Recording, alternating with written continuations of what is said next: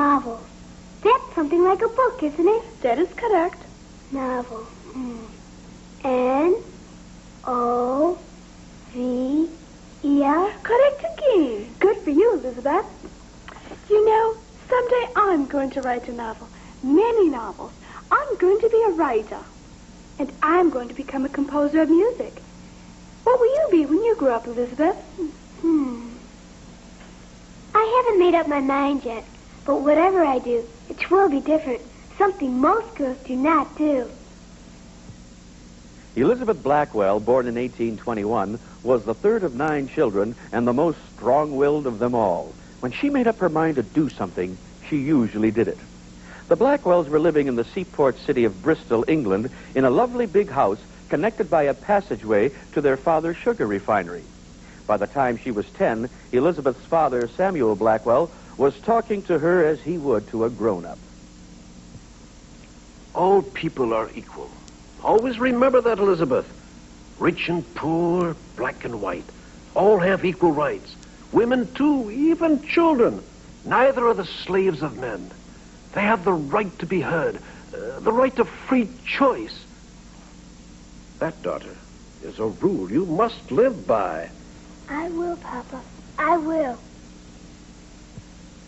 Later, when Samuel Blackwell's factory burned down, he moved his large family from England to America, where he started another sugar refinery. Unfortunately, both the business and Mr. Blackwell's health failed, and he died shortly after. Well, the Blackwells were suddenly without a source of income, so Elizabeth and her sisters opened up a school for girls. Then one day, Elizabeth called upon a woman, a family friend, who was dying of cancer. You know, Elizabeth, I think it might have been easier for me if I'd been treated by a woman doctor. I think she may have been able to understand my suffering a little better. But there are no women doctors. I know. But why not? Why should not women become doctors? Women like you, perhaps, Elizabeth, who are intelligent, who know how to study, and who have great sympathy and understanding. Elizabeth began thinking about what her sick friend had said. Surely she felt this was something different. All her life, she wanted to do something that other girls didn't do, something that would help people. For years, she had been sewing for orphans, carrying food and clothing to the needy, and visiting the sick. But as a doctor, she could do so much more. She talked the idea over with family and friends. The plan is a good one, Elizabeth, but it's most impractical. Where would you possibly get your medical degree? No woman has ever been admitted to any medical school. Why should you want to do such a thing? I speak to you now not only as your family physician, but as your dear friend. Elizabeth, no medical school would even consider admitting you. And no lady would wish to be admitted if she gave the matter any serious thought. Why, the whole idea is shocking. Elizabeth visited many medical schools and talked to many doctors. But, doctor, I wish to become a physician. I wish to be admitted to medical school. Why should a woman be kept from a task to which she is so well suited? Well, it is women who naturally care for sick children, for sick husbands in their homes and Nursing is a glorious profession for a woman. Will you not take to nursing and be satisfied? For me, nursing is not enough. I want to be a doctor. My dear young lady, it is a fact that no woman has ever been admitted to a medical school. It is the belief of this faculty that our young male students would be seriously disturbed by the presence of a woman amongst them during their studies. But I bid you good day. After being refused admission to 29 American medical schools, Elizabeth was finally accepted by New York's Geneva College as a big joke. You see, the students had taken a vote and decided that it would be amusing to have a hen medic, as they called her, in their classes. Well, by the time she arrived at Geneva, the students regretted their decision. They refused to speak to her. Why, she even had trouble finding a place to live. Sorry, we have no vacancies. Especially for a hussy who refuses to keep her place in the kitchen. You the lady going to be a doctor? Yes. This is a respectable house. We want none of your kind here. Elizabeth would not give up, finally finding a place to live, studying very hard, and then graduating with high honors. On January 23rd, 1849, Elizabeth Blackwell was awarded her diploma. Elizabeth had become the first woman medical doctor in the United States.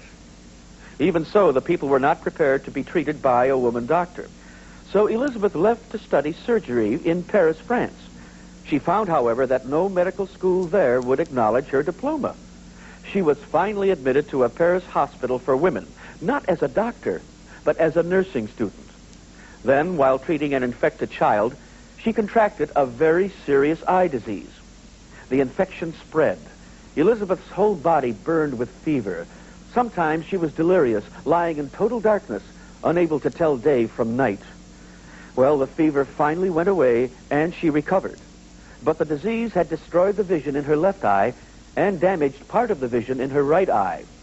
With such a serious loss of sight, Elizabeth had to face the heartbreaking fact that she would never be a surgeon. She returned to New York and was again reminded that becoming a woman doctor was one thing, and being allowed to practice medicine quite another. She had trouble renting office space. She received hate letters. She was nearly killed by mobs who attacked her and tried to burn down her offices. Struggling to raise money, she and her younger sister, Emily, who had also become a doctor, established a hospital for poor people called the New York Infirmary for Women and Children. Later, she started the first school of nursing in the United States, training Army nurses during the Civil War. After the war, Elizabeth and Emily founded a medical school for women. It was at that time that Elizabeth began teaching a new kind of medicine called preventive medicine. My dear friends and fellow doctors, we must never forget the poor people who live in the slums of our cities. Do these people not die earlier than they need to die because all their lives have been spent crowded in small, dirty rooms where sunshine and fresh air never find their way? Can a child who is raised on a diet of bread and coffee have the same hope of escaping illness as a child who is fed milk and eggs and meat and vegetables? These people are our responsibility. We must teach them the sacred importance of cleanliness, of a well-balanced food, of fresh air. We must teach them how to live so that they can live. The time will come when teaching people how to prevent illness will be the doctor's most important job. Prevention will be the doctor's strongest weapon against disease. In her later years, Elizabeth Blackwell traveled between England and America, speaking out on the need for preventive medicine, higher standards of hygiene, sex education, and, of course, better opportunities for women in medicine. And due largely to her efforts, the United States had more than 7,000 practicing women doctors by the turn of the century.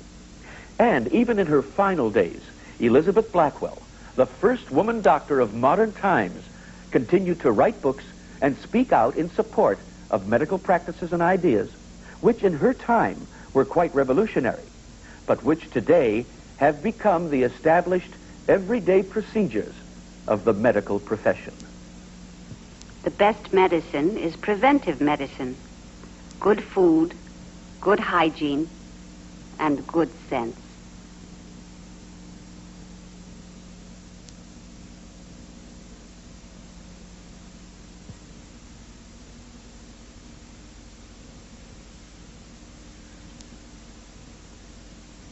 Oh, please, Lord, teach me how to read. Help me to get some learning so as I can be somebody.